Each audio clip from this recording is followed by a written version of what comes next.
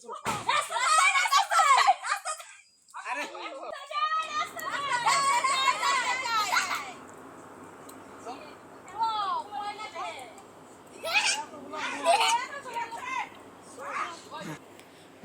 রাস্তা সংস্কারের দাবিতে ধানের চারা রোপণ করে বিক্ষোভ গ্রামের মহিলাদের।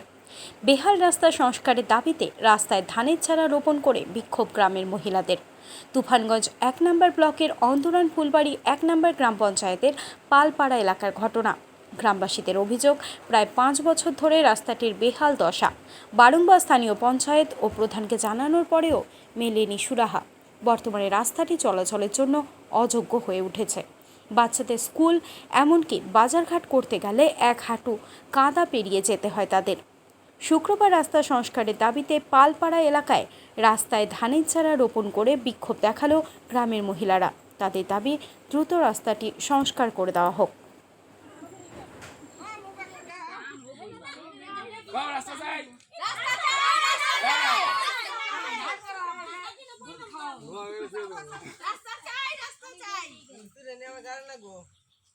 তুলে নিয়ে ভালো না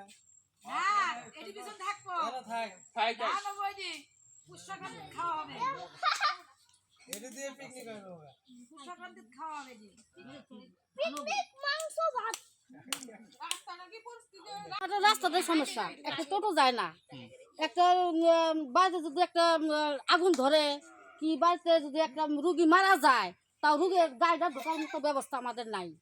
তা আমরা কত অসুবিধা আমরা আছি এখানে, আমাদের মানুষ মনে করে না। কি করলেন আজকে? আজকে অঞ্চলে গেছি, অঞ্চলে যে প্রধানকে বললাম যে প্রধানকে সম্পাদন মিটিং করি, পঞ্চায়েতের ডাকো, পঞ্চায়েত যদি সই দেয় তাহলে রাস্তা হবে, নাহলে হবে না। আজকে আমরা পঞ্চায়েত কি সই দিচ্ছিল না এর আগে? পঞ্চায়েতের আমরা মেলাবার বলছি, পঞ্চায়েত 6 মাস 3 মাস পর পর আসে, খালি জায়গাটা খালি রাস্তা মাইবা যায়, কিন্তু আমাদের সান্ত্বনা দেয় রাস্তা হবে হবে, রাস্তা হবে, আমাদের খালি সান্ত্বনা দেওয়া যায়, কিন্তু রাস্তা কিন্তু হচ্ছে না। আজকে কি করলেন?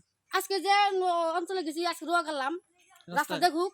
রাস্তায় রোয়া গেলেন? হ্যাঁ, আজকে রোয়া গেলাম, রোয়া করার মতো হয়ে গেছে। তার রোয়া একটু গেলাম, যে গরু হাল নিয়ে আসবো কালকে, গরু হালাই না, আর একটু ভালো হালাইয়া আর একটু ভালো রোয়া করবো। কি নাম আপনার? আমার নাম অঞ্জলি দাস। জায়গাটার নাম কি? জায়গাটা অন্দরন ফুলবাড়ি। আমাদের রাস্তা লাগবে। আজকে অঞ্চলে যাওয়া হয়েছে, অঞ্চলে জানানো হয়েছে প্রধানকে, অনেকবারও জানানো হয়েছে, কিন্তু আমাদের রাস্তা তৈরি করে দিতেছে না। প্রধান পঞ্চায়েত অনেকে জানানো হয়েছে, রাস্তা করে দিতেছে না। আমাদের রাস্তা লাগবে, বাচ্চারা স্কুল যাইতে পারে না, একটা রুগী এইখানে থাকলে গাড়ি ঘোড়া চলতে পারে না, ডাক্তার যাইতে পারে না, আমাদের যাওয়া আসা খুব অসুবিধা হচ্ছে। আমাদের রাস্তা লাগবে, আর কিছু না।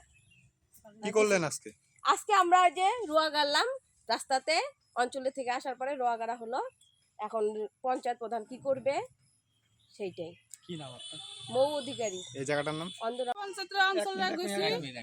কি সমস্যা আপনাদের? এই রাস্তাটা আমার বেশি সমস্যা।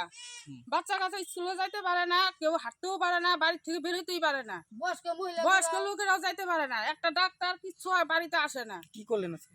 আজকে আমরা অঞ্চলে গেছি, অঞ্চল থেকে বললো যে এখন সোমবারের দিন আমরা কথা বলবো। কথা এই 5 বছর থেকে বলতেছে, 5 বছর থেকে আমরা বলতেছি এই রাস্তা, 10 বছর থেকে রাস্তা। এখন কি করলেন? এখন আমরা এই যে রাস্তা আমরা রোয়া গাড়ছি, দরকার পরে আমরা আরো রোয়া গাড়মু, আবার হালবামু, তারপরে হালবা ট্রাক্টর আনু।